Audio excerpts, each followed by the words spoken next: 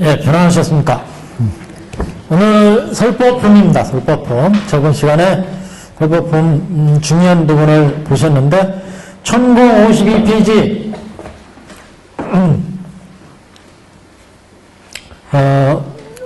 위에서 다섯째 줄 정도 보시면, 이제 무량의경을 설하신 의의를 밝힌 부분입니다.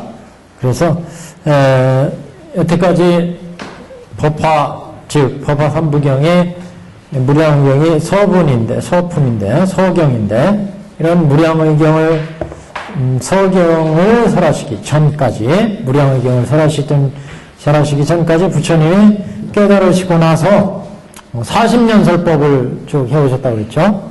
그래서 부처님 전체 50년 설법으로 볼 때, 우리가 보통 부처님 설법으로 50년 설법으로 보는 거는 경전 성립사적으로 따져서 정한 것이 아니라 교판에 입각해서, 교판이라고 하는 것은 부처님 설법의 의의에 입각해서 의미를 부여해서 해석하는 방법입니다. 그러니까 부처님이 여태까지 설하신 경전을 대수승 경전으로 봤을 때 그 대수승 경전들이 부처님이 설법 체계로 보자면 대수승 경전들이, 그러니까 석가모니 부처님이 경전 성립사 쪽으로 볼 때는 아한경만 설하시고 열반에 드시고 그 다음에 대승불교 시절에 대승경전이 편찬되어서 반야경을 필두로 해서 화엄경, 법화경, 열반경, 방등경, 수많은 경전들이 편찬되어서 세상에 나왔는데 그 말씀들이 다 부처님 설법으로 되어 있단 말이죠. 그래서 대승경전들도 아한경과 같이 경전 결집 과정을 거치면서 2차 결집, 3차 결집 이후에 수차의 결집을 거치면서 대승불교 시대에 오면서도 경전이 계속 편찬됩니다.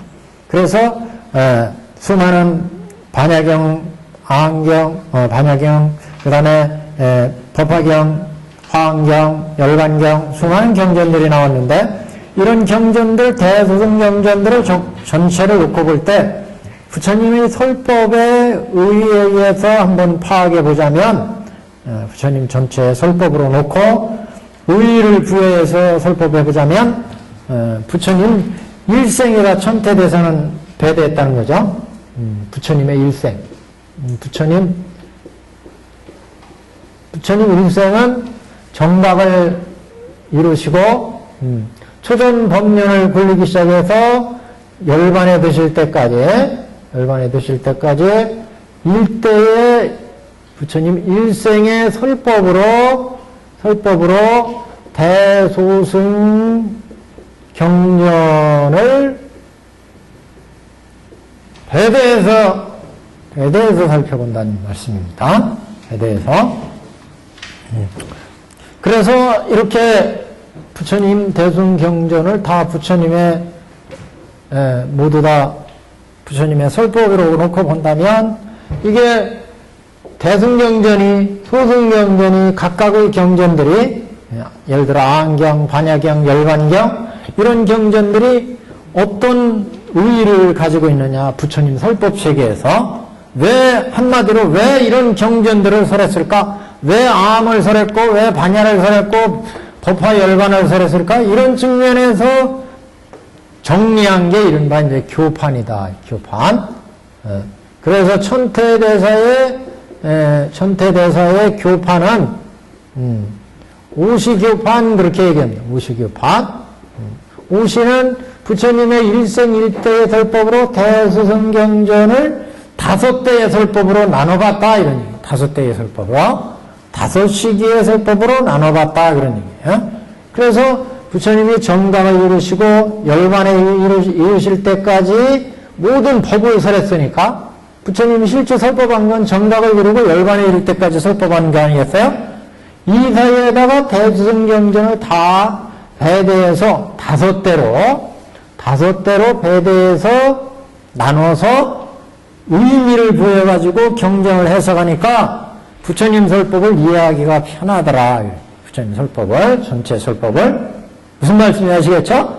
그러니까 천태 교판과 경전 성립사가 틀리다, 이런 얘기를 하고 그러는데, 그거는 경전을 이해하는 데 있어서 어떤 의의를 가지고 봤느냐, 이 문제에 입각해서 이 문제를 얘기해야 된다는 거죠. 그래서 경전 편찬, 그러니까 경전이 이 강에 나와서 역사적으로 어떻게 전개했느냐, 그거와는 상관이 없는 거예요, 이거는요. 상관이 없다기보다, 상관은 없지 않지만, 그 성립사적인 차례와는 다르다. 오시교파는. 다시 말해서, 부처님이 이상에 오셔가지고 석가모니 부처님이 설법을 하고 입적에 드셨어요. 그래서 부처님이 일생 동안 설법한 내용을 제1차 결집, 2차 결집, 3차 결집에 의해서 아한경으로 편찬됐어요. 아한경으로. 그래서 장아한경, 중아한경, 자바한경, 증일아한경 이렇게 4가지 아함으로 만들어졌는데 결집이 거기서 끝난 게 아니에요. 그 이후에도 계속 결집이 이어져요. 그래서 그러니까 BC 624년 부처님이 출현하셨어요. 출세. 그래서 지금 오늘이 무슨 날이에요? 출가제일이에요. 출가제일. 부처님 출가하신 날이에요. 그래서 정각을 이루시고 설법하시고 열반에 드셨어요. 그죠? 부처님도. 그리고 나서 제1차 결집, 2차 결집, 3차 결집이 되면서 이 경전이 편찬된 게 아함경이라요. 아함경. 근데 이게 4차, 5차, 6차 계속 가요. 이게. 계속 가서 대승불교 시대가 돼요. 대승불교 시대. 대승불교 시대. 여기 대승불교 시대는 AD 1세기 정도 된다.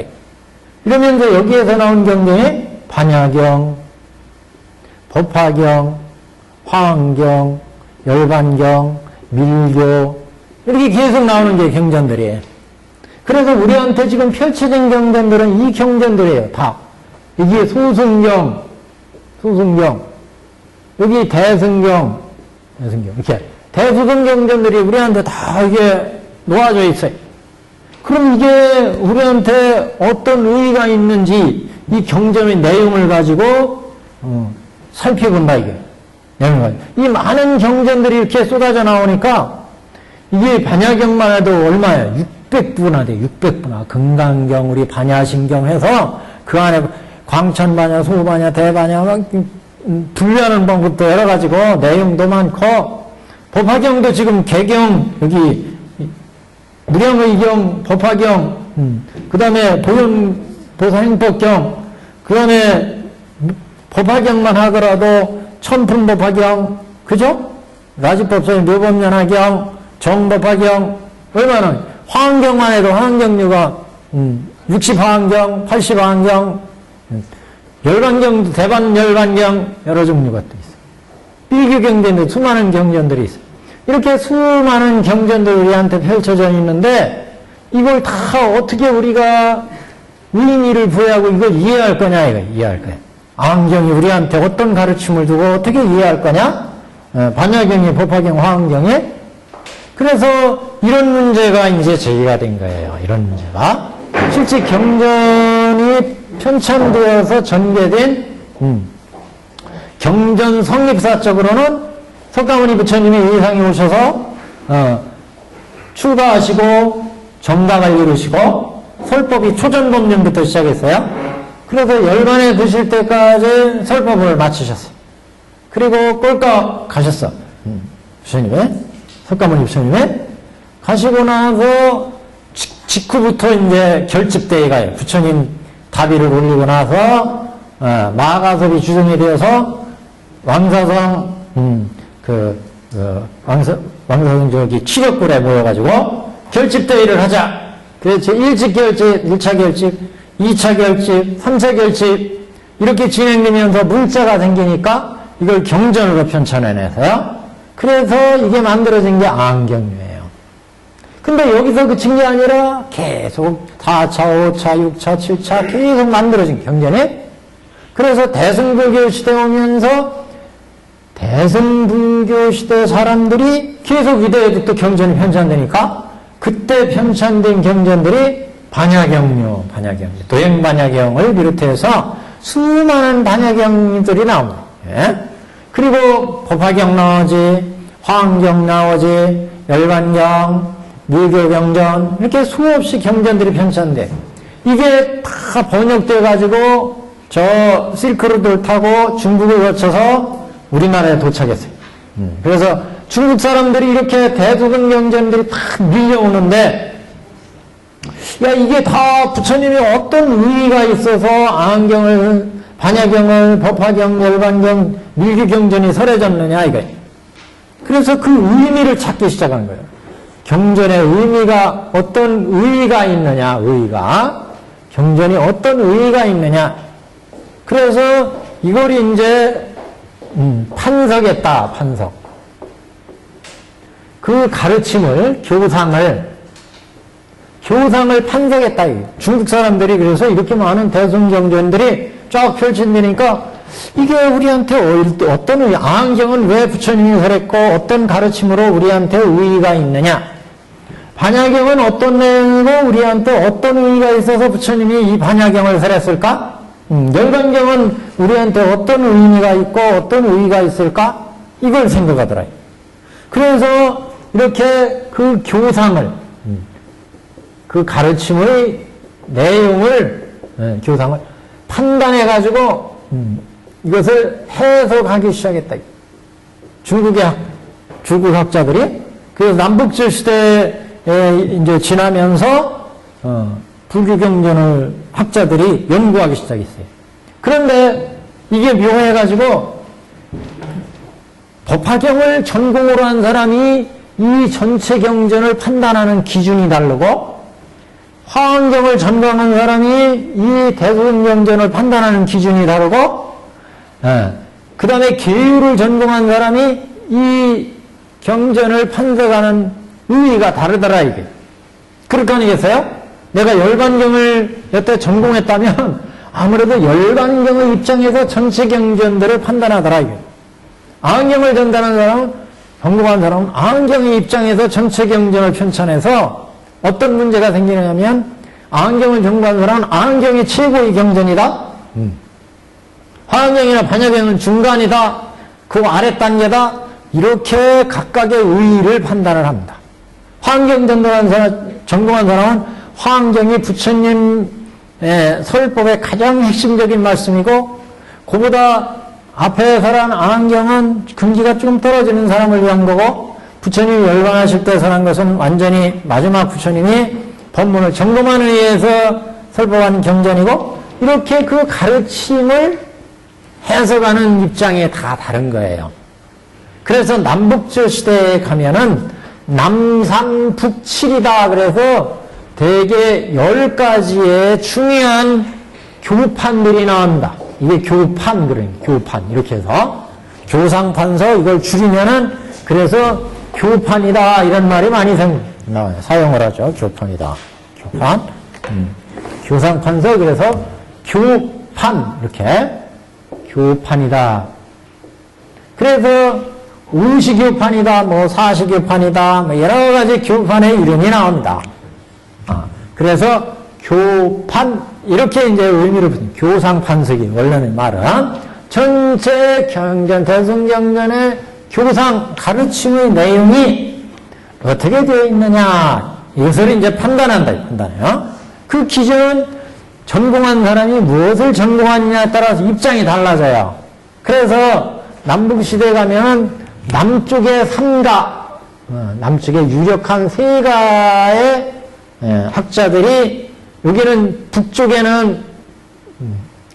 북조에는 남조에는 각각 이렇게 세 가지 조사가 여기도 7 조사가 각각의 입장에서 교상을 세상에 내놨어요. 나는 이렇게 본다 불교 이 얘기예요 결국. 그래서 이렇게 나오니까 학계가 떠들썩한 거예요. 누구 말이 맞느냐 이거예요. 그래서 인기 투표를 했는데 이를테면 그 중에 가장 인기가 많은 게 천태 오시교판이더라. 이 전태 오시교판. 전태 오시교판이 이 모든 교판을 이해하는 통합하는 가장 훌륭한 교판에 이렇게 인정을 받게 됩니다. 그런데 천태대사의 오시교판은 어떻게 해서 만드는 교판이길래 이렇게 모든 학자들이 그거 교판이 제일 낫다 이렇게 동의를 해줬느냐, 인정을 해줬느냐? 천태대사의 교판은 바로 요 관점이에요. 이 대소승의 부처님 법문을 부처님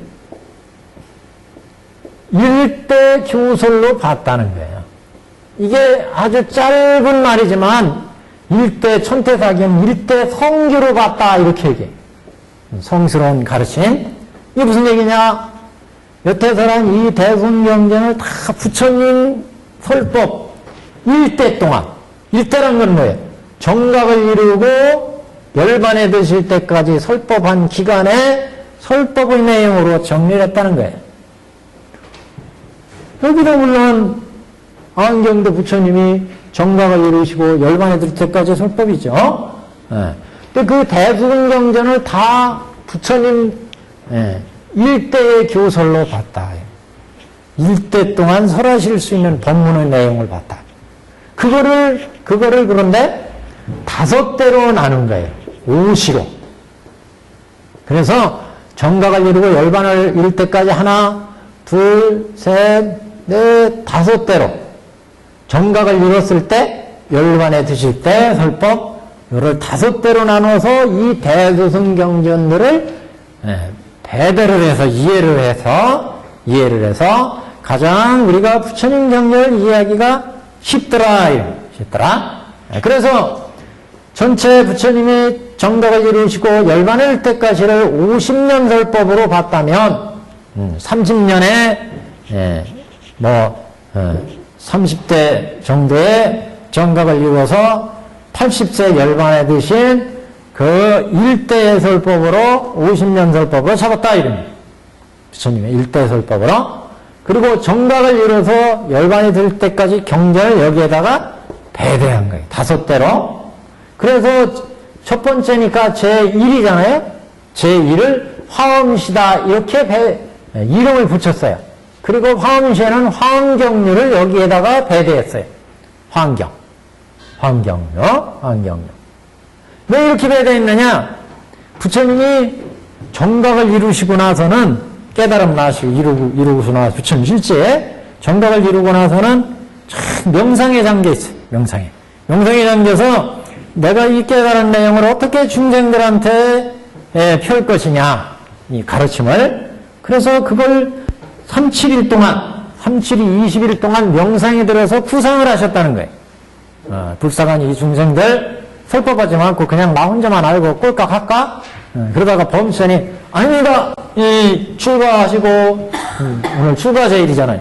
출가하시고 부처님이 그렇게 쓰시고 고행하신 건 다 이 불쌍한 중생을 구제하기 위해서 부처님이 출가하시고 고행하셨는데 설법으로 해야 됩니다. 그래서 설법을 시작했다는 거예요. 그래서 어떻게 이 중생들한테 이 법을 펼 것이냐? 깨달은 내용을 윤리를 했어요. 이 연기법. 그래서 그런 부처님이 여태까지 당신이 깨달은 내용을 중생들한테 어떻게 이것을 베풀 것이냐? 이걸 그 깨달은 전체의 법문을 음미하던 시절의 법문. 이게 이 대소승 여태까지 나온 모든 경전들의 성격으로 그 경전들의 내용으로 분석을 할 때 가장 가까운 경전이 어떤 거였느냐? 화엄경이더라 이게. 화엄경은 중중무진 법계의 그 진리의 세계를, 화엄의 그 무진량한 진리의 세계를 쫙 펼쳐놓은 법문이에요. 그래서 제1을 화엄시에다가 제1시를 배달한 거예요. 그리고 이제 열반에 드실 때의 이야기, 이거는 열반경. 열반경을 넣고, 그 다음에 열반에 들기 전에 내가 왜 여태까지 이런 법문을 설했느냐, 이걸 전체를 밝혔으니까, 이거를 이제 법화경과 같이 맞다. 법화열반시 이렇게 놨어요. 그리고 부처님이 이렇게 깨달은 경지를 촥 음미하던 시절을 화엄경으로 놓고 봤는데, 그런데 부처님 법문 중에 보면 이런 깨달은 경지는 워낙 고매하고 높기 때문에 중생들이 이해할 수가 없다. 이게. 그래서 중생들의 근기에 맞춰서, 중생의 수준에 맞춰서 낮은 근기부터 높은 근기로 점점 근기를 승화시켜서 나가는 이런 법문들이 있더라. 그래서 이제 높은 화엄의 그 깨달은 경지를 그대로 털어놨을 때 중생들이 높은 근기 대보살과 같은 중생들은 이해하지만 낮은 근기에 이 오타각서에 있는 중생들은 이해하기가 힘들다. 그래서 법문 중에 이렇게 오타각서의 생사고에 있는 중생들을 생로병사로부터 벗어나게 하는 법문, 그런 법문은 이 경전들에 보면은 안경류가 딱 그 경전들이다. 그래서 여기에 제2 노건시 이렇게 이름을 붙였어요. 왜 노건시냐? 부처님이 설법한 장소가 화엄경은 천상이나 이런 데서 설법을 했지만 설법한 장소가 아흥경은 실제 노경원에서 설법하셨어요. 노경원. 그래서 그 노경원의 장소를 따서 노건시, 그래서 여기에는 아함류, 아흥경류를 배달을 했어요. 아흥경류. 그러고 보니까 부처님 법문이 이렇게 아흥경에 소승경전설하고 그 다음에 대승경전이 남았다. 대승경전. 그래서 대승경전에 가장 보편적이고 중심이 되는 경전은 역시 반야경류예요. 반야경류. 그래서 반야경을 대승의 본격적인 법문이라고 한다면 또 성격이 좀 다른 경전들이 있어요. 같은 반야경류에 속하면서도 소승을 버리고 대승으로 가자 이런 뜻의 경전군들이 있더라. 그런 경전들을 방등경으로 잡았어요. 그래서 이 여태까지 노건시의 소승경전을 설했는데 이게 대승경전의 본격적인 반야를 대승경전으로 한다면 소승을 떠나서 반야 같은 대승경전으로 가자 하는 경전들을 제3 방등시로 잡았다. 방등시. 그래서 유마경이나 승만경이나 이런 경전들은 이와 같이 소승을 버리고 대승으로 가자 이런 법문들이죠. 그래서 이제 본격적인 대승경전은 반야경류, 그래서 제4 반야시 이렇게 제4 반야시 이렇게 놓고 본 거죠. 그리고 이제 부처님이 이렇게 화엄부터 반야까지 수많은 경전을 설하시고 열반에 드시기 전에 이 수많은 경전을 설한 뜻을 밝힌 부처님의 본의를 밝힌 법문, 이거를 이제 법화경. 그래서 제5시의 법화열반 이렇게 5대로 나누어서 부처님의 1대 교설로 정리를 했다. 이게 그래서 50교판이고. 그러니까 경전 이해하는데 무리 없이 우리가 이해하기가 쉽더라. 우리 부처님이 깨닫고서 차례대로 설해서 열반에 드실 때까지의 설법으로 이 대수승경전을 쫙 정리를 했다. 그러니까 요거하고의 차이점을 잘 이해하셔야 돼요. 그러니까 우리가 사회에서도 수많이 경전들을 얘기하면서 어떤 사람은 아흥경만 부처님의 진짜 설법이다. 이거는 대승경전 시대에 편찬했으니까 부처님의 진짜 설법이 아니다. 이렇게 얘기하는 사람도 있고 학파간에. 근데 그게 맞았다고도 할 수 있고 틀렸다고도 할 수 있는 거예요. 그러니까 이게 아까도 말씀드렸지만 실제 부처님이 석가모니 부처님이 이상에 오셔가지고 정각을 이루시고 나서 열반에 드실 때까지 설법을 쭉 하셨는데 그 부처님이 열반에 드시고 나서 제자들이 마가섭을 중심으로 해서 치력을 해서 제1차 결집을 했고 2차 결집을 했고 3차 결집이 되면서 경전이 만들어져서 오늘날 한엽 아흥경이 편찬됐어요. 아흥경이. 그럼 아까 말씀드린 것처럼 그 후에도 계속 경전은 편찬돼요. 그 이후에도. 그래서 4차, 5차, 6차. 그럼 이건 부처님 말씀이 아니냐, 이거예요. 이것도 계속 경전, 결집 과정을 거쳐서 경전이 편찬되는 것을 결집대회라고 합니다. 결집대회. 결집대. 그래서 1차, 2차, 3차까지 결집대회에서 경전이 편찬된 건 아흥경류고 그 이후에도 계속됩니다. 그래서 대승불교에 오면은, 대승불교 시대에 오면은 여태까지 아무래도 시대가 지나면 그 시대 정신이 반영되어가지고 경전이 만들어지겠죠? 그래서 대승불교에는 대승정신이 들어간, 어떻게 보면 가장 완전한 경전, 부처님의 교리, 이런 것들이 정비된 경전들이 이 시대에 또 편찬이 됩니다. 그래서 반야경, 법화경, 열반경, 수많은 경전들이 편찬되면서 경전들이 이상에 나왔는데, 이런 경전들이 한꺼번에 우리한테 펼쳐졌을 때 중국에 들어와서 중국과 우리나라 이제 이 경전들이 이런 법화경, 열반경, 아흥경류들이 쫙 몰려들어요. 이게 어떤 의미가 있느냐 우리한테. 아흥경은 어떤 의미가 있고 법화경, 열반경은 이것을 의미를 판서가는 해석하는 시대가 남북지어 시대 학자들 사이에 학파들 사이에 일어나게 됩니다. 우리가 불교를 수많은 불교들을 공부하면 다 공부하기는 힘들잖아요. 모든 경전을. 그러니까 자기가 이렇게 보고 나는 반야경이 마음에 든다. 그러면 반야학파가 성립되는 거예요. 열반경이 참 마음에 든다. 그럼 열반경 열심히 독송할 거 아니겠어요? 그래서 열반학파가 만들어져요. 그래서 이렇게 학파가 만들어지면서 그 중에 우두머리가 나오잖아요. 우두머리는 좀 이상한데 중심이 되는 스님들이 대학자 스님들이 나오면서 그거에 대해서 깊이 연구하면서 다른 경전하고 비교해보는 게 열반경과 아흥경은 어떻게 들린가? 이거 암은 생로병사를 벗어난 데 초점이 있구나. 대반열반경은 법계에 열반을 떠난 부처님의 의의가 들어있구나.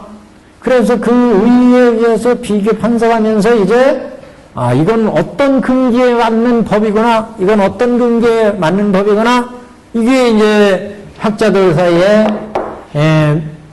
논의가 있으면서 자기 나름대로 이 불교를 보는 안목에 의해서 경전을 해석하는 거예요. 그래서 남쪽에 세 개, 삼가가 있었고 북쪽에 7가가 있어서 남삼북칠 당시 유명한 학파의 그런 주장들이 10가지나 됐다. 이렇게 10가지나. 그 중에 하나가 천태대사 오시교파인데 천태대사는 그래서 이 남삼북칠의 당시 학파들마다 주장하는 나는 불교를 이렇게 본다. 이 관점을 정리를 했다. 이 정리를. 뭐로? 오시교판으로 정리한 거예요. 오시교판으로 천태대사는. 그래서 전체 부처님 설법을 30세 깨달음에 들어서 열반에 들 때까지 50년 설법으로 보고 이 일대를 부처님 설법을 부처님 일대에다가 배회했다. 일대라는 건 부처로서의 의미가 있는 정각을 이루고서 열반에 드실 때까지 이 일대로 부처님 이 대승경전을 다 끌어들여서 배대를 했다. 그래서 부처님이 처음 정각을 이루시고 이 가르침을 쫙 음미할 때 37일 동안 정각을 이루시고 나서 37일 동안 명상이 들어서 이 가르침을 음미할 때의 가르침이 이 대승경전 중에 가장 가까운 게 화엄경이구나. 그래서 37일 그래서 처음에 정각을 이루고 37일 동안 명상에 들어서 경전을 음미하던 이런 설법을 제1화엄시 이렇게 놓고 그리고 이제 열반에 드실 때에 열반에 드시기 전에 마지막으로 부처님이 체크하는 법문을 설한 건 열반경 제5시로 놓고 그리고 열반에 들기 전에 모든 여태까지 설법에 부처님의 본마음을 털어놓은 이런 법문. 내가 왜 이 세상에 와서 이런 법문을 설했느냐? 그 밝힌 게 법화경. 그래서 법화열반시를 제5시에다 놓고 그 다음에 이제 화엄 이후에 명상에 들어서 당신의 깨달은 내용을 그 음미하던 거는 그 깨달은 경지의 전체의 내용이라. 그래서 그런 깨달음의 내용을 설하시고 나서 이걸 중생의 근기에 맞춰서 이런 깨달은 내용은 대보살들이 이해하지 오타각세의 중생들이 이해하기는 힘들다. 그래서 오타각세의 중생의 근기에 맞춰 설법하신 설법으로 제2 노건시 안경의 설법을 배대를 했다. 이 안경의 내용은 생로병사 오타각세에 있는 중생들이 어떻게 하면 생사를 벗어나서 위파사나 아나파나를 닦아서 아라한으로 들어가느냐, 생사를 해탈하고 이런 법문이라 이거죠.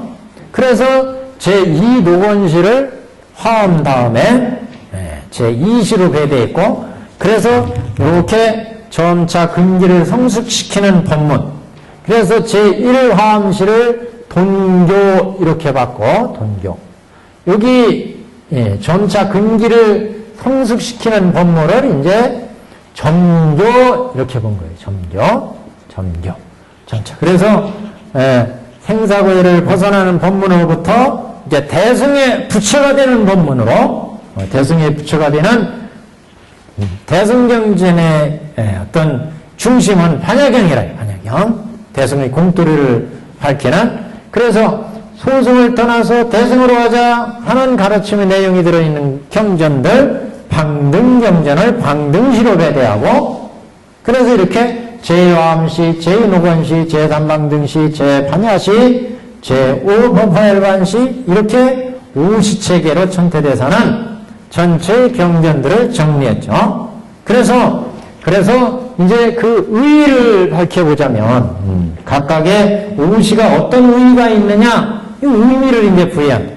그래서 이렇게 배대하고, 그래서 화엄시는 부처님 깨달으시고 나서 그 깨달은 내용을 음미하던 시절의 법문이기 때문에 부처님의 대법을 이해할 수 있는, 그 깨달은 경지를 이해할 수 있는 가장 높은 근기의 중생들이 이해할 수 있는 법문, 이걸 제1 화엄시, 화엄의 제 동교다, 동교 이렇게 배대했고, 그 다음에 제2시부터 4시는 이렇게 부처님의 근기가 뛰어난 중생을 상대로 해서 법계의 중중 무진 법계 연기, 중중 법계의 진리를, 법계의 진리를 설했어요.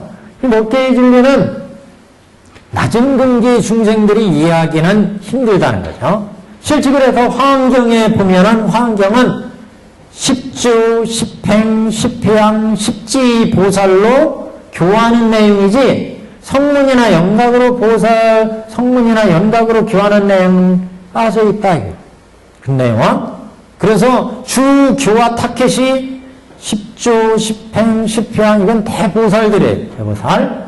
그래서 성문이나 연각으로 교화하는 우리 육도 윤회하는 중생을, 생로 병사에 헤매는 육도 중생을 아나파나나 위파사나 닦아가지고 5운 12조 18개 연기법을 가르치고 해서 생사고의 아란이 되게 하는 법문이 제1노건시의 법문이라. 그래서 제2시 노건시를 점교로 근기가 낮은 중생부터 점차 근기를 성숙시키는 법문으로 배대를 했다. 그래서 방등시에서는 이제 이렇게 소승의 가르침을 따라서 대승으로 가자 유마경이나 금강명경이나 승만경이나 이런 경전들이요. 능언삼매경, 능언경요. 이런 경전들은 소승을 비판하는 내용이 들어있어요. 대승을 찬탄하고 이거를 방등경례 이렇게 배들었어요. 그리고 이제 본격적인 대승의 경전으로 중생의 집착과 탐욕과 이런 사상, 아상인상, 중생상을 파는 그런 법문으로 반야경을 제4시에 배대를 하게 됩니다.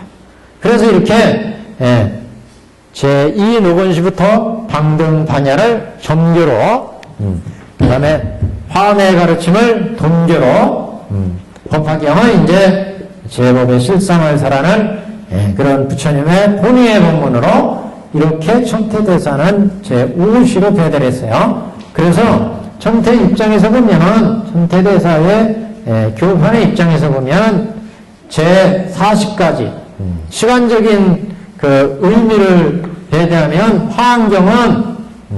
화환경은 초 37일이죠. 37일. 화음치 초 37일.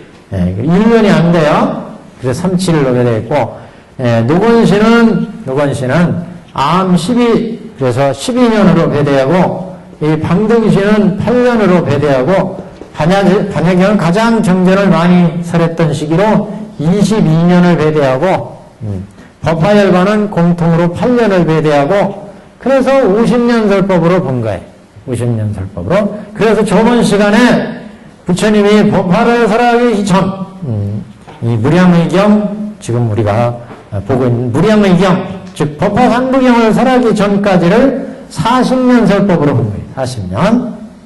대충 잡아서 40년 설법. 이기는 이 40년 설법은 법화에서 진실을 밝혔기 때문에 부처님 설법의 진실, 왜 내가 이상이 나와서 여태까지 이런 법문을 설했느냐? 이 출세의 본의를 법화경에서 밝히셨기 때문에 여태까지 설법은 이렇게 높은 근기를 위해서 돈규를 설하고, 그 다음에 낮은 근기를 위해서 정규를 설하고, 이거는 중생의 근기에 맞춰 설한 방편이었다. 이게 방편. 그렇잖아요. 높은 근기를 위해서 화엄, 낮은 근기를 위해서 정교, 이건 방편이었고, 이제 이렇게 중생의 근기에 맞춰 설한 부처님의 본마음을 법화경에서 드러났어요. 그래서 이 길을 진실, 이렇게 본, 진실. 그래서 방편과 진실 이렇게 본 거예요. 여태까지 설한 경전들 이해할 때 부처님이 법화가 설해지기 전까지는 높은 근기들을 위해서 돈기를 설하고, 낮은 근기의 중생들을 위해서 정규를 설해서 점차 근기를 성숙시킨 다음에 이제 부처님의 진의를, 내가 왜 이렇게 돈기와 정기에 이런 수많은 경전들을 설했느냐, 그거를 법화경에서 밝혔다. 법화경에 장자궁자의 비유가 있었잖아요. 장자가 궁자를 교화시키기 위해서 처음에 궁자가 장자를 찾아왔을 때 처음에는 그 아이를 끌어다가 내 여태까지 모은 재산과 재물을 다 주려고 그랬어요. 그러나 이 거지가 된 궁자가 이 아버지의 마음을 이해하지 못하고 까무러치고, 내 여기 붙들고 갔더니 필히 나를 죽일지 어떻게 할지 모르겠다. 그래서 기절해버렸어요. 그래서 아버지는 다 주는 걸 포기하고, 이게 뭐예요? 화엄시의 취지예요. 부처님의 깨달은 가르침을 다 주려고 했지만 중생들이 근기가 낮아서 이해를 못한다. 그래서 이번에는 아이를 놔줘라. 그리고 개각하면 이제 옆에 있는 허름하게 옷 입혀서 몰골로 조금 울퉁불퉁하게 생긴 사람을 옆에 두 사람을 보내서 성문과 영각, 노건시에 두 사람을 보내서 우리 주인집에 똥 치는 일이 있으니까 가서 할래? 그래가지고 애를 들여다 똥 치는 일을 시켰어요. 그래서 장자도 똥통을 손에 차고 들어갔어요. 중생을 생로병사의 현혹과 사억을 제거해서 생사고로부터 벗어나게 하는 법문, 이 노건시의 법. 그리고 점차 근기와 성숙시키니까 심상제신, 서로 이해를 할 수 있게 된다. 대승을 이해하기 시작하는 거예요. 방등시에서 대승을 불성을 이해하기 시작. 그래서 심상체신이 이루어졌다. 똥치는 일 20년 시키고 나니까 서로 장자와 궁자 사이 이해가 생겼다 그랬죠. 거기서 20년은 요거하고 틀리다고 그랬어요. 방등은 8년이지만 암이 10이지만 여기 우리 장자 궁자 신해품에서 20년 동안 똥쳤다고 하는 건, 노건시에 20년 했다는 건 이 노건시의 수행계의로 닦아갈 때 10계단 해서 20년이에요. 20년. 그래서 해탈도 무해도에서 20계단이 있어요. 그걸 이제 의미한 거고, 여기에서 실제 이 50년 멸법으로는 12년, 그리고 이제 방등의 8년, 이렇게 근기를 성숙시켜서 이제 부처의 마음, 장자의 마음을 이해할 때쯤 되니까 너 이거 이 재산 네 마음대로 한번 운영해봐라. 다 맡겨버렸어요. 이게 이제 반야에 공을 설한 경지다. 그런 다음에 장자는 죽을 때가 머지않은 걸 알고 모든 일가 친척을 모아놓고 얘기를 하죠. 내가 옛날에 아들이 있었는데 이 아들이 집을 나가서 그동안에 내가 돈을 모았고 이 아들이 나를 찾아와서 그동안 똥치는 일부터 이렇게 시켰으니까 얘는 나의 아들이고 나는 얘 아버지다. 내 재산과 재물이 다 아들한테 준다. 다 실제 물려줬어. 이게 법화.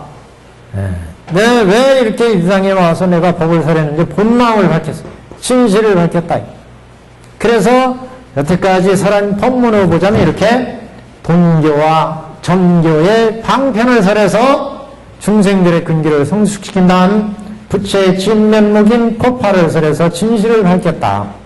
이렇게 이제 전체 법문을 이해하게 하는 거죠. 이해하게 하는.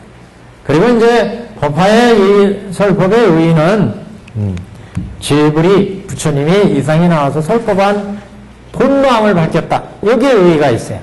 그래서 화엄도 부처님의 깨달은 내용을 펼친 의미에서는 의의가 크지만 문제는 화엄은 높은 근기의 중생들은 교하지만 낮은 근기의 중생들한테는 이해시키기가 어려운 면이 있다. 반대로 노건시는 안경 같은 데는 대보살도, 십지, 십행, 십향 이런 쪽으로 교화시킬 수 있는 법문이 없어요. 그렇잖아요? 그래서 서로의 문제가 있다는 거예요. 근데 법화경에는 휘삼기리에 삼생을 다 모아서 일불승으로 교화하기 때문에 모든 중생들을 다 제도할 수가 있다. 그러면 부처가 이상에 나왔다면 어떤 법문이 가장 이상적인 부처의 마음에 가장 합당하겠느냐.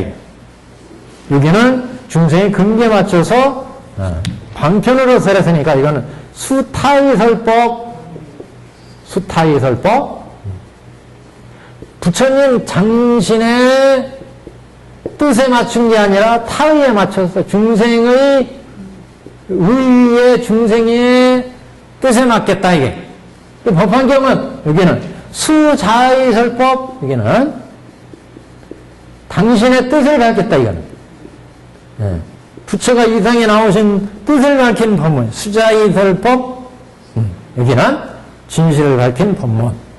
그러니까 왜 내가 이상에 나와서 이렇게 수많은 법을 설했는지 그 진리를 밝혔으니까. 그래서 2승, 3승을 모아서 다 일불승으로 이끌어가니까 부처님이 이상에 나왔다면 어떤 것이 진실의 법문이고 어떤 것이 방편의 법문이겠느냐. 이거 이제 천태대사는 그래서 이렇게 전체의 교판을 정리했습니다. 그래서 천태대사는 전체를 이렇게 오시로 나누고, 오시. 그래서 천태 가르침 그러면 교문이 있고, 관문이 있어요. 관문은 실천 수행법을 정리한 거고, 교문은 그 교설의 내용을 정리한 거예요. 교문은. 그래서 교문은 58교 이렇게 정리했어요. 8교. 그래서 오시는 경전들의 의의가 어떻게 되어 있느냐, 이렇게 오시로 정리했고, 그 다음에 8교에는 화의 사교, 화법 사교, 이렇게 4교로 또 나누어 정리를 했어요. 8교니까. 그래서 화의 사교는 어떻게 중생을 교화하느냐, 교화 방법에 입각해서 4개의 교로 정리했어요. 교화 방법. 화법사교는 교화 내용, 교법의 내용이 어떻게 되느냐? 교법 내용. 이거에 의해서 4가지 가르침으로 나눴어요. 그래서 이 화의사계는 이렇게 어떻게 중생들을 교화할 것이냐, 교화 방법. 근기가 높은 중생한테는 통교를 설해야죠. 근기가 높으니까. 동교는 그 가르침을 들으면 전체를 확 깨달을 수 있는 그런 근기. 법문을 듣고, 부처님 법문을 듣고, 그 깨달음을 즉각 얻을 수 있는 그런 가르침. 동교는 물로 깨친다는 게 순간적으로 깨친다는 의미가 아니라 부처님의 가르침 전체를 다 이해해버린다. 근기가 뛰어난 사람은 듣자마자 확 이해를 하죠. 전체 내용을, 설한 법의 내용을 다 이해하는 거. 전체를. 이게 돈교. 그래서 화엄돈교. 그래서 이 가르침은, 부처님의 가르침은 실질적으로 이 교화 방법의 입장에서 보면 높은 근기한테는 돈교로, 낮은 근기한테는 정교로. 정교로 설해서 점차 근기를 성숙시키겠죠. 점차 근기를 성숙시키는 정교예요. 실제 교화 방법은 돈교와 정교밖에 없어요. 근데 이제 돈교와 정교가 이렇게 다 구분되지 않잖아요. 그런 근기가 섞여 있는 경우가 있잖아요. 이게 섞여 있을 때를 위해서 비밀교, 부정교 이렇게 난 부정교. 비밀교는 이렇게 동근기가 섞여 있을 때 이 섞여 있는 사람들이 부처님 설에도 이게 동교인지 정교인지 모르고 그 가르침을 듣고 그냥 자기 근기대로 깨쳐나가는 경우. 부정교는 부처님이 돈교 정교를 이게 다 설하는 건 똑같은데 알아 서로. 나는 돈교고 너는 정교고 이걸 알면서 자기의 동교에서는 동교의 가르침을, 정교에서는 정교의 근기는 정교의 가르침을 이해해서 각각 깨달음을 얻어가는 방법. 그래서 실질적으로는 이 두 가지밖에 없어요. 이거는 특수경우고, 그래서 이렇게 동교, 정교에서 네 가지 가르침으로 나눴고, 이 교설의 내용에 따라서는 그 가르침의 내용, 설하신 가르침의 내용을, 이 내용을 네 가지로 나눈 거예요. 네 가지로. 그래서 그 교법의 내용을 장교, 삼장교, 소승 삼장교, 경장, 율장, 논장의 소승 삼장교를 장교 이렇게 구분을 했고, 그 다음에 대소승의 공통의 가르침 이걸 통교 이렇게 봤고, 대승 보살들을 위한 특별한 가르침 이걸 별교 이렇게 봤고, 원만한 부처의 뜻에서 설해진 가르침 원교. 그래서 그 가르침 내용으로 보니까 이렇게 나눌 수 있겠더라. 네 가지로. 그래서 장교는 소승의 3장의 가르침, 소승 3장의 가르침. 이거는 대승의 가르침과 조금 유별나죠? 유별나요. 예를 들면, 암경과 암시대에 만들어진 소승의 3장들, 경장, 율장, 논장들은 대승의 가르침과 또 차이가 있어요. 이걸 소승 3장계 이렇게 놨고, 그 대승의 가르침 중에서 대소승을 넘나들며 설하시는 이런 가르침을 통교 이렇게 봤고, 특히 대승 보살도를 중심으로 설해진 가르침, 예를 들면 십신, 십주, 십행, 십향으로 쭉 바람의 랭만 닦아가는 이런 가르침을 별교. 원교는 이렇게 원만한 부처 입장에서 설하신 가르침, 이걸 원교. 이렇게 그 교설의 내용에 의해서 구분해 본 거예요. 그러면 이 우시와 이 화법사교와 화의사교는 어떤 관계가 있느냐? 딱 보니까 요 사교, 화의사교 입장에서 보면 화엄시 같은 경우는 돈교에 속한 거예요. 그리고 목원시, 반야시, 여기는 정교에 속하죠. 정교에. 이거 법화일반시는 비동, 비정이에요. 비밀, 비부정이에요. 법화일반은 어디에도 속하지 않아요. 정교나 동교에도. 이건 부처님의 진실을 설한 가르침이기 때문에. 그래서 화의사교를 가지고 이 우시를 논하면 화엄은 동교로 볼 수 있고, 높은 경제 중생한테 설하시는 부처님이 그 깨달은 경지를 쫙 밝힌 경전이니까 동교에, 그 다음에 능원부터 방등간에는 정교에 이렇게 배대할 수가 있고, 그 다음에 법화일반은 비밀, 비돈, 비정, 비밀, 비부정 이렇게 볼 수 있는 겁니다. 그 다음에 교법 내용 장통변을 가지고 이 우시를 또 딱 살펴보면 화엄시 같은 데는 이게 별교와 원교를 겸했다. 이렇게 봐요. 더 화엄씨는 별교와 원교를 겸했다. 왜냐? 화엄경에 보면 초발심시 변성정각 이런 것들은 일즉다 다지길 이런 본문은 하나를 알면 전체를 알아.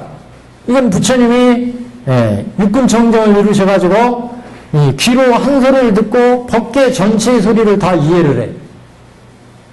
육군청정을 이루면 부처님 그렇잖아요. 육군청정을 이루면 이 소리 하나를 가지고 전체 법계의 소리를 이해할 수 있고 이 먼지털 하나 가지고 전체 법계의 우주를 다 이해할 수가 있어요. 부처님은 척 보면 차가라. 부처님은 그래서 이런 경지 일즉다 다지길 이런 거는 환경이 다 나오는 법문이라. 그런 거는 원규의 뜻이 들어있다. 원규의 뜻이. 그런데 화엄의 추 가르침은 뭐냐? 높은 근기의 대보살들을 십주, 십행, 십회양, 십지, 등강묘가 바람일, 십바람일 닦아서 순전히 바람일을 닦아서 십주에 들어가서 십지, 십행, 십회양, 십주, 십회양, 십지까지 등강묘가까지 차례로 보살기를 닦아가도록 설정해놨다. 이런 거는 별교라. 별교라. 그래서 화엄은 별교와 원교를 겸하게 해놨다. 그리고 이 노건시 같은 경우는 소승의 가르침이잖아요. 소승 3장이잖아요. 그래서 여기는 다만 장교다. 단장교. 3장교일 뿐이다. 노건시는. 그 다음에 방등반야, 방등경 같은 경우는 소승을 버리고 대승으로 가라. 이렇게나 얘기를 하죠. 그러니까 소승의 장교도 들어가 있고 원교로 가라. 별교 원교로 가라. 그러니까 통별원 이렇게 방등이 가르치면 장교로부터 통교, 별교, 원교로 가라. 이런 가르침이 들어있어요. 방등시에는 반야시의 반야경은 이제 반야경에서는 더 이상 이제 소승을 논하지 않아요. 그리고 소승을 제외시키고 반야에서는 통교와 별교에서 원교로 가라. 그래서 안욕따라 삼약삼보를 얻어야 된다. 이렇게 얘기를 한다. 그래서 반야의 가르침이 이렇게 통교와 별교에서 원교로 가라. 이런 가르침이 들어져요. 법화에서는 순전히 원교예요. 여기는 순전히 원교.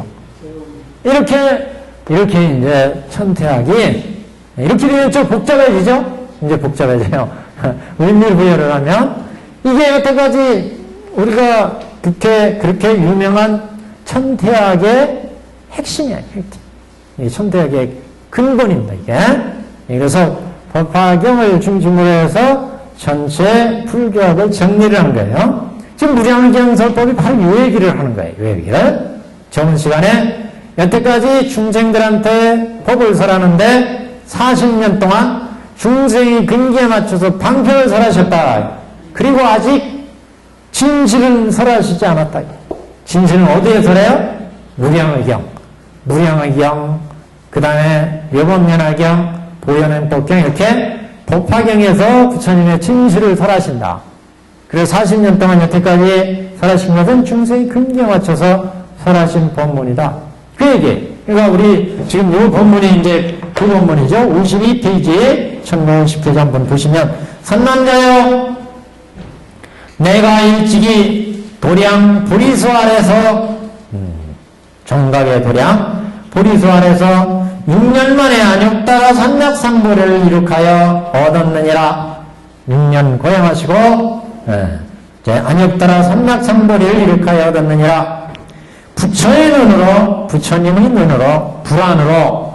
이거 중생들 레벨마다 보는 안목이 다르다고 그랬죠? 중생들은 육안으로 보고, 저 천상의 천인들은 천안으로 보고, 성문 연각들은 해안으로 보고, 보살들은, 대보살들은 법안으로 보고, 부처님은 불안으로 봐요. 그래서 부처님 눈으로, 불안으로 일체의 법을 관하였으니, 부처님이 눈으로 일체의 법을 관하였으니, 선설하지 아니하였노라. 모든 법을 관하였으되 선설하지 아니하였노라. 이게 무슨 말씀이에요? 부처님이 일체법을 지대로 여시하게 다 관하셨어. 깨달아 먹고 일체법을 여시하게 다 관했지만 그걸 다 설하진 않았다. 다 털어놓지 않았다. 여시한 부처님의 세계를 다 털어놓지 않았다. 왜? 중생의 근기가 낮으니까. 그 중생들한테 이 부처님의 속마음을 다 털어놓으면 이해하지를 못해. 그래서 그동안에는 여기 A라는 중생이 있으면 이 중생의 근기에 맞춰서 부처님이 법을 설했고, 여기에 높은 근기의 중생이 있으면 그 높은 근기에 맞는 법을 설했고, 여기 중간에 근기가 있으면 중간의 근기에 맞는 설법을 했고, 그래서 부처님은 일체법을 다 깨달았지만, 일체 법계의 도리를 다 깨쳤지만, 그 일체의 도리를 다 펼쳐보이지는 않았다. 이게. 높은 근기한테는 높은 근기에 맞는 일체법을 설하고, 중간 근기에는 중간 근기에 맞는 일체법을 설하고, 낮은 근기한테는 낮은 근기에 맞는 일체법을 설했다. 그러니까 부처님이 이게 무슨 말씀이에요? 부처님은 일체의 모든 법을 관하였으되, 일체법, 10법계의 법을 여시상, 여시, 본말, 근경 등을 다 깨쳤지만, 화엄 도량에서 여시상, 여시, 본말, 구경 등이라 이거 설하지 않았어요. 그죠? 안경에도 여시, 본말, 구경도 안 설했어요.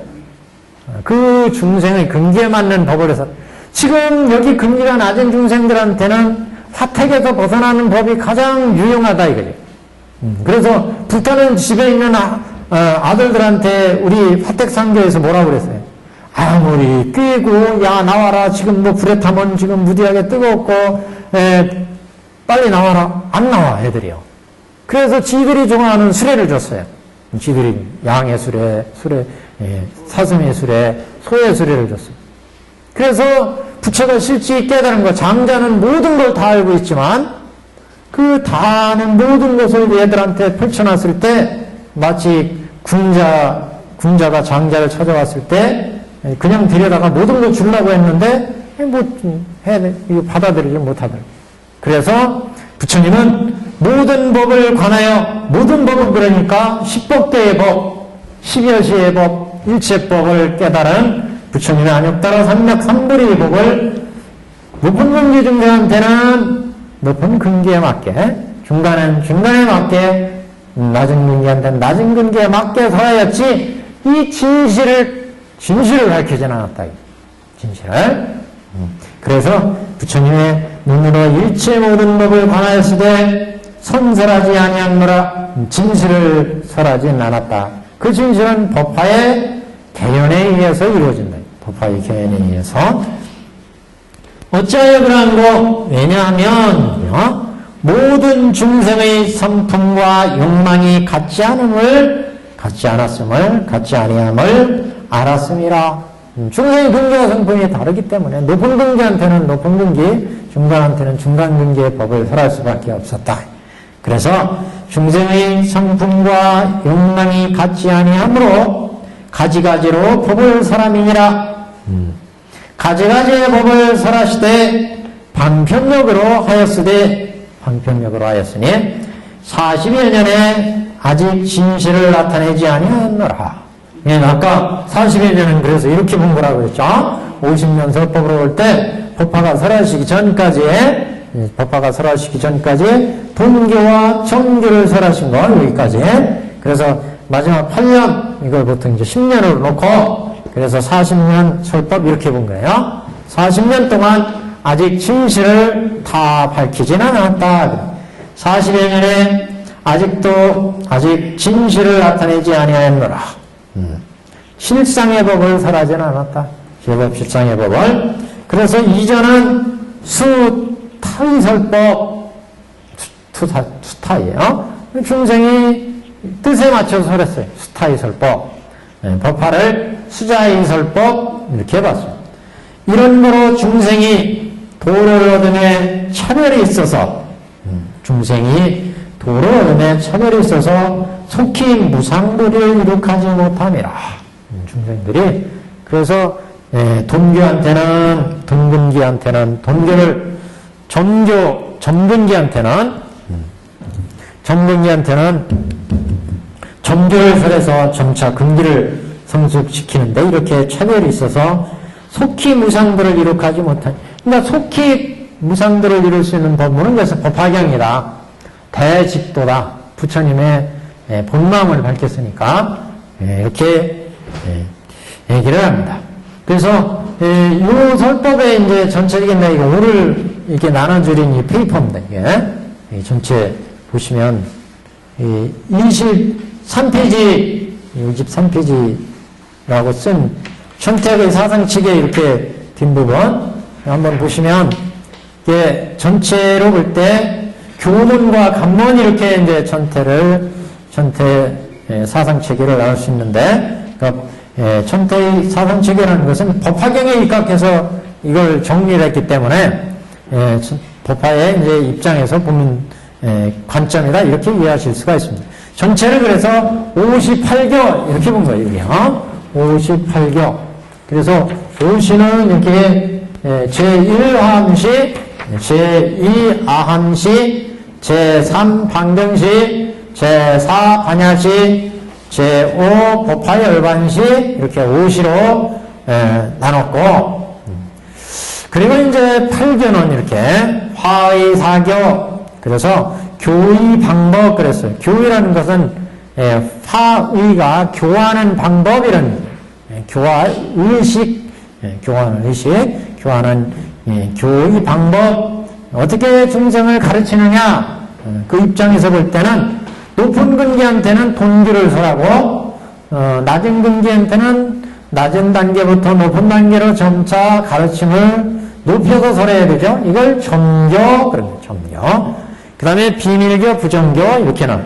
그래서 비밀교는 돈교와 점교의 중생들이 섞여 있을 때 각각의 중생들이 자신들이 어떤 분인지 모르고 부처님이 비밀법으로 다 이 중생들을 제도할 때 이걸 비밀교. 부정교는 점교, 돈교를 정하지 않고 중생들이 섞여 있을 때 점교, 돈교를 정하지 않고 부처님이 법을 설하면 부처님의 부사의한 능력으로 각각 자기의 근기에 맞게 이해하는 방식. 대신 자신들이 돈교인지 정교인지는 알고 있어요.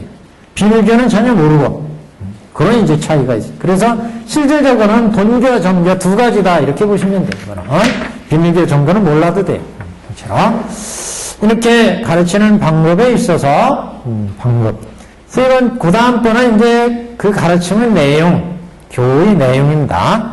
그래서 그 가르침의 내용이 소승 3장교로 되어 있느냐, 이건 장교. 그 다음에 통교로 되어 있느냐, 통교로. 그 다음에 별교로 되어 있느냐, 별교로 되어 있느냐. 그래서 대승 공통의 가르침, 이거를 이제 통교 이렇게 봤고, 별교는 특별히 대승 보살들을 위한 가르침 이렇게 보시면 돼요. 그래서 보살들을 차례대로 닦아나 바람이를 차례대로 닦아가는 보살행을 위한 가르침, 이걸 이제 별교로 봤죠. 원교는 부처님의 입장에서 설해진 가르침, 부처님의 깨달은 경지에서 설해진 가르침, 이걸 원교 이렇게 이제 볼 수가 있습니다. 그 다음에는 이제 관문은 실천 수행문. 그래서 경교에 들어있는 부처님의 수행법, 이 수행법들은 크게 세 가지 관점에서 세 가지 수행법을 이제 지관으로 정리했어요. 지관법으로. 그래서 삼정지관 이렇게 얘기합니다. 삼정지관. 여기 보시면 관문, 실천, 수행에는 삼정지관이 있다. 50년설법으로 볼 때 여기는 그 50년설법의 내용보다는 수행문에 입각해서 정리한 내용이다. 이렇게 이제 보시면 됩니다. 그래서 교문은 50년설법으로 놓고 58교로 정리했고, 관문은 경교에 들어있는 부처님 전체 대수성 경교에 들어있는 수행법들을 정리를 했어요. 점차지게는 그럼 어떤 수행법이냐? 낮은 단계에서 높은 단계로, 낮은 단계에서 불도에 들어가는 데까지의 수행 체계를 정리한 거. 점차 낮은 단계부터 높은 단계로 닦아서 불도에 꼴이 나는 데까지 점차적으로 닦아갈 수 있도록 정리한 법문이 지관, 그런 수행법이 정차지관이다. 이렇게 듣고. 그 다음에 원돈지관은 뭐냐? 부정지관은 조금 이따 보시고요. 원돈지관은 높은 근기의 중생들이 수행을 통해서 불때 꼬르륵 들어가는 법문, 들어가는 수행법. 이게 이제 원돈지관입니다. 그래서 법화의 원교의 수행법 이렇게 보시면 돼요. 원돈의 지관 법문은 그래서 천태 법문 중에 마지간에 여기에 속합니다. 마지간에 불가사한 부처님의 입장에서의 수행법 이렇게 보셔도 되고, 그래서 마지간은 굉장히 고차적인 수행법입니다. 마지간은. 그래서 보통 우리가 수행법을 차례대로 닦아가는 수행법으로 이해할 때는 점차지간, 적선바람이 차제선문에 차제법문의 수행 법문을 이해하시고 보시고 이해하시는데 수행하시는 데가 알맞고, 원돈지관은 높은 보통 이제 부처님의 원만한 그런 수행법 전체를 좀 이해할 때 볼 수 있는 수행 체계의 법문이다, 이렇게 볼 수 있습니다. 육묘법문은 근데 조금 성격을 달리해요. 육묘법문은 어떤 사람이라도 자기의 근기와 능력에 맞게 자유자재로 활용할 수 있어요. 이거는 그래서 그 낮은 단계의 수행법부터 높은 단계의 수행법까지를 차례대로 6개의 그 수행문으로 정리했어요. 수지관, 환정이라고 하는 6개의 수행체계 법문으로 누구든지 자기 능력과 닦을 수 있도록 정리한 그런 수행문이 육묘법문의 수행문이다, 부정지관의 수행문이다, 이렇게 볼 수 있습니다. 그래서 이 관문은 나중에 이제 다른 기회가 되면, 우리가 지금 경전을 공부하고 있으니까 다른 때 한번 기회가 되면 말씀드리고, 그 외에 뭐 교의편으로 삼재원용, 뭐 일념삼천, 육축성불, 이런 이제 교법들이 있는데, 그것도 나중에 이제 기회가 되는 대로 말씀을 드리고, 나머지 것들은 뭐 그대로 이제 상식적으로 보시는 본문입니다. 법화 삼부경이 뭐냐? 천태 삼대부가 뭐냐? 법화 삼대부 또는 천태 삼대부 이렇게 얘기하는데, 그러니 천태 우수부가 뭐냐? 이런 거 정리해 놓은 거고요. 그 다음 페이지 한번 보십시오. 그 다음 페이지. 우선 이제 제일 위에 부분은 이렇게 관문과 교문으로 지금 말씀드린 부분을 정리한 겁니다. 그래서 이걸 이제 사교의, 천태 사교에서는 이렇게 58교를 그 5시와 8교 속에 넣어서 정리를 합니다. 그래서 동교는 제1 화엄시, 점교는 제2 노원시, 방등시, 반야시, 그 다음에 비밀 부정이 있고, 제5시는 법화열반시, 이렇게 이제 55미로 정리하고 있고, 그 다음에 화의사교는 장통, 결혼, 삼장교, 통교, 별교, 원교, 이렇게 천태세 사교에는 이제 기술을 하고 있어요. 기술 순서로 정리한 내용. 그냥 한번 봐두시고 혼란을 겪지 마십시오. 이거는 무시하시고. 천태사교를 우리가 그 전에 봤으니까 보신 분들은 이해가 되는 부분이고, 처음 하신 분들은 오히려 헷갈릴 수 있어요. 이 부분이. 자, 그 다음에 우시 내용입니다. 우시. 다른 건 다 보지 마시고, 자, 우시의 화엄시, 노건시, 방등시, 반야시, 법화열반시 이거 보시고, 그 옆에 보시면 설한시기를, 화엄시는 성도하시고 37일 화엄경을 설한, 경전으로 보자면 화엄경을 설한 내용이고, 그 다음에 노건시는 화엄 이후에 12년, 그래서 장안경, 중안경, 증일안경, 좌안경, 이렇게 사암부를 설하신 12년 설법. 그 다음에 방등은 유마, 승만, 능가, 금강명령 등 소승을 떠나서 대승으로 가자. 대승을 찬탄하는 법문, 소승을 비판하고 대승을 찬탄하는 법문, 방등의 법문이고, 그 다음에 이제 법화열반시 이후에 22년간 600부 반야경을 설한 법문, 이 시기를 법화열반시, 반야시 이렇게 보고요.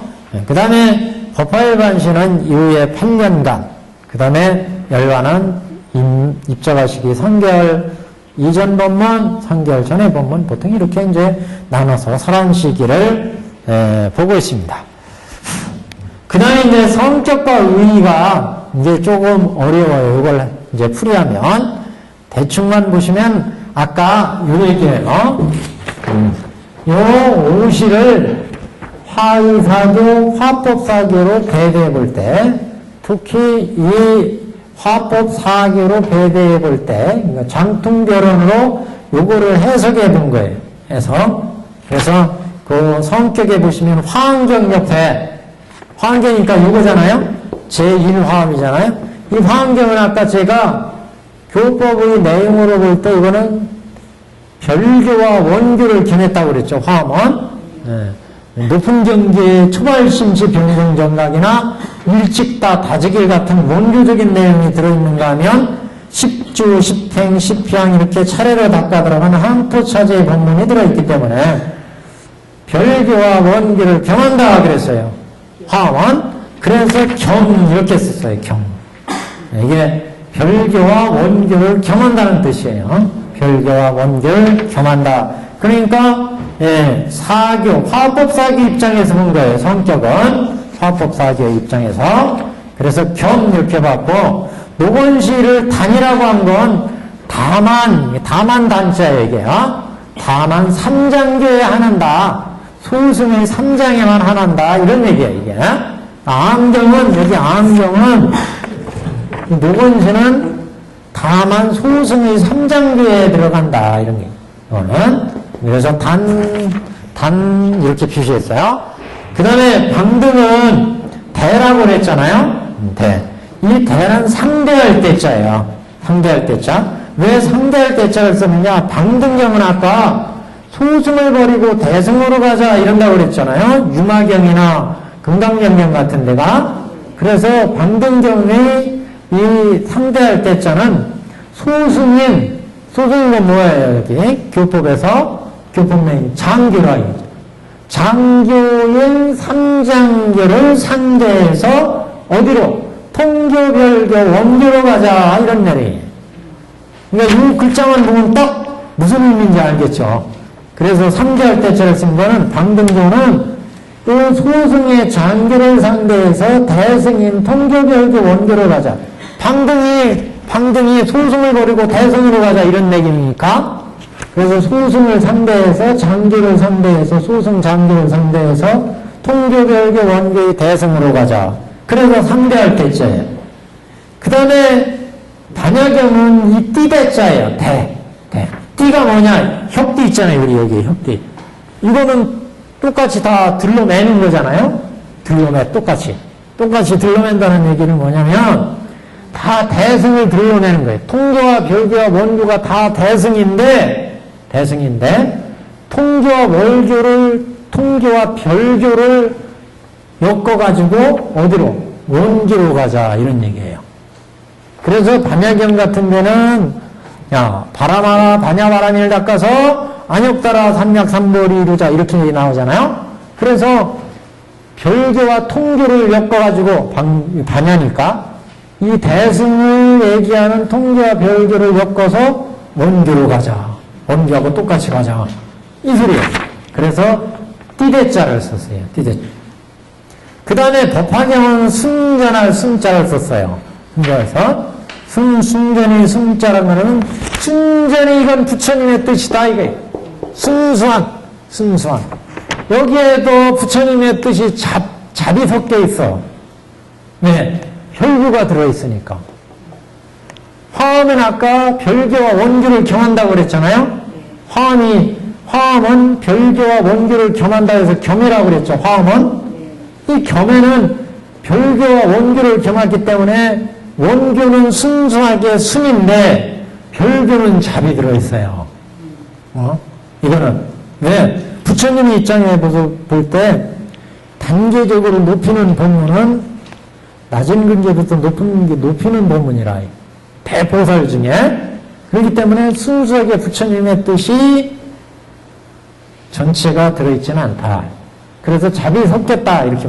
다 잡이 섞였어요. 장통별은 원교만 순수한 가르침입니다. 그래서 이게 지금 여기 화엄시 같은 경우는 별교와 원교를 겸하기 때문에 순과 잡이 섞여 있어요. 그때 법화는 순수하게 원교다. 부처님의 뜻이 들어있으니까 순수하게 원교다. 본문목에 다른 경들도 다 부처님 뜻이 들어있죠. 안 들어있는 게 어디 있어요. 그렇지만 부처님의 진실 여태까지 법을 설한 진실이 들어있기 때문에 삼승을 다 불도로 인도하는 그런 진실이 들어있기 때문에 순이다. 근데 열반경은 잡이라는 말을 썼어요. 또는 추를 썼어요. 이게 무슨 의미가 있느냐? 열반경은 이제 부처님이 입적하는 마당에 뭐 한번 그 자손들 어르신들이 자손들을 앞에다 놓고 유언한다고 생각해 보세요. 유언한다고 생각할 때 탁 꼴깍꼴깍 하는데 그래도 아쉬운 거야. 자손들이 못 믿어. 그래도 너 김서방한테 내가 200만 원 빌려준 거 잊지 마. 저쪽 동네에 300만 원 빌려준 거 잊지 마. 저 광 속에 금붙이 있는 거 잊지 마. 이렇게 다 알려주는 거예요. 여태까지 내가 알고 있는 거를 다 그냥 일일이 모든 법들을 얘기하는 거예요. 열반경이 그런 성격이다. 이게. 부처님 열반에 드시기 전에 가만히 생각하니까 이 사성제도 좀 아쉬워. 그럼 사성제도 설해주고 그래도 얘들이 또 방탕할까봐 규율도 얘기해줘야 돼. 그럼 규율도 얘기해주고 부처님이요. 공돌이도 쟤는 공돌이를 못 깨쳤어. 공돌이도 얘기해줘. 그래서 열반경에 보면 수많은 법이 무지하게 많아요. 열반경에는. 그래서 잡이다 이렇게 보시게. 또 추라는 말도 쓰세요. 추자는 따를 추자죠. 이거는 무슨 의미가 있냐면 군습의 의미입니다. 군습의 의미. 옆에 보면 군습이라는 말이 있죠? 이게 무슨 얘기냐면 우리가 봄부터 모내기를 해가지고 여름에 키워서 가을이면 추수를 하잖아요. 추수라면 이제 그동안 우리가 여러 가지 수행을 거쳐서 추수라는 거는 그 결과를 얻는 거예요. 결과를 얻는데 가을에 벼를 다 피면은 그 벼달만을 다 걷어들여야 되는데 추수를 하다 보니까 벼미삭이 땅에 많이 떨어져요. 그래서 실제 이 볕단을 엮어가지고 탈국을 해서 쌀을 만들어내지만 실제 땅바닥에 많이 떨어져 있어, 벼미삭이. 그래서 부처님도 여태까지 화엄을 설하고 아함을 설하고 방등을 설하고 반야를 설해서 동근기와 정근기에서 중생들을 수태에 다 교화를 했어. 그리고 법화까지 설해서 부처의 본인 뜻을 다 밝혔어요. 다 제도했는데도 땅에 떨어진 나달이 있더라 이거예요. 그래도 빠져난 중생들이 있어요. 부처님이 열반에 들기 전에 딱 봤더니 못 믿어. 그래도 저 중생이 다 설할 건 다 설했지만 그래서 마지막으로 부처님이 그 필요한 부분을 설하시는 법문이다. 그래서 마지막 그 떨어진 여태까지 화엄, 반야, 법화 다 설해서 제도했지만 그래도 이해 못한 중생들, 이 중생을 위해서 설하시기 때문에 군습교다 또는 추설이다. 추가해서 설하신다. 추가해서. 그래서 군, 추, 잡 이런 이제 법문을 성격을 이제 부여를 했고 의라고 하는 것은 이 법문이 어떤 그 의의가 있느냐. 그래서 화엄경 같은 경우는 한번 높은 근기의 중생들한테 부처님 깨달은 경지를 시험 삼아서 설하시는 법문이다. 그래서 의다 이렇게 얘기하고 두 번째 노건시는 생사고에 있는 중생들을 지금 불타는 집에 아이들이 지금 불타는 집에서 안 나오고 놀이에 빠져서 안 나오잖아요. 그래서 얘들을 유인하는 거예요. 유인. 그래서 불타는 집에서 이 아이를 꺼내기 위해서 생사고에 있는 중생들을 제도하기 위해서 유인하는 법문이 뭐냐? 그게 암경의 법문이다. 암경은 생사고에 있는 중생들을 생사고에로부터 건져내기 위해서 유인해내는 이 대상은 참으로 무상하다, 무아이다 이런 법을 설해가지고 생사고에로부터 불타는 집으로부터 건지게 빠져나오게 유인하는 법문. 그 다음에 방등의 가르침은 탐가하는 법문이에요. 그래서 탐가는 뭐냐? 지탐. 지탄한다, 일지탐. 그리고 가책. 그거 하지 말아라. 지탄, 그건 안 좋다. 아, 소승은 안 좋고 대승으로 가야 된다. 이렇게 탄가한다. 탄가. 지탄하고 가책을 하는 법문. 그러니까 방등경이 윤화경이나 승만경은 소승을 버리고 대승으로 가라. 이렇게 하니까 탄가의 법문이다. 탄가의 법문. 그런데 안경은 뭐예요? 생사고에 빠져 있으니까 생사고로부터 벗어나도록 유인하라는 거예요. 유인. 불타는 집에 아이들이 아무리 얘기해도 안 나와. 그래서 양의술에 사승의술에 있으니까 나와라. 유인하는 거예요. 유인. 그래서 안의 법문은 유인시다. 그리고 방등에 갇히면 이렇게 가책, 지탄하는 법문. 지탄하는 법문. 반야경은 어떤 성격이 있느냐? 도태의 성격이 있어요. 도태란 말은 이제 반야경은 적극적으로 대승만을 얘기를 해요. 반야궁돌이 바람이를 설한다. 그래서 소승은 이제 도태시킨다. 대승만을 추구해. 대승만을. 그래서 성격이 여기는 의의가 도태의 법문이다. 이렇게 이제 그 법문의 내용에 그래서 반야경 같은 경우에는 대승의 공돌을 설해서 반야바람이를 통해서 불도로 이끌어가기 때문에 더 이상 소승은 용납되지 않아요. 그래서 도태의 법문이다. 법화의 법문은 개헌이라고 그랬어요. 개헌. 법화는 이제 진실을 열어서 밝힌다. 10개자 나타날 연자죠. 그래서 방편을 열어서 개삼현일 또는 개는 이제 방편이에요. 그래서 개삼현일 삼승을 열어서 일승의 진실을 밝힌다. 그래서 개연이다. 삼승을 열어가지고 그동안에 성능성, 면각성, 정교와 동교를 열어서 현 일불성을 드러낸다. 부처님의 본마음을 드러낸다. 법화경은 여태까지 법문을 들어야 중생들이 그래서 법화에 와서 아 이게 어떤 의미가 있구나. 내가 여태까지 저번에 배웠던 동교는 이게 어떤 의미에서 부처님이 설했구나. 저 정교는 어떤 의미에서 부처님이 설했구나. 이건 이제 법화에서 확실히 일러준다.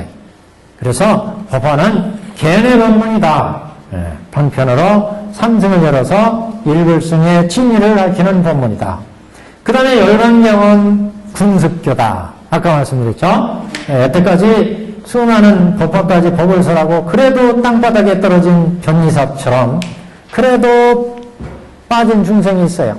우리 법화경에서 빠져나간 중생들이 있었잖아요.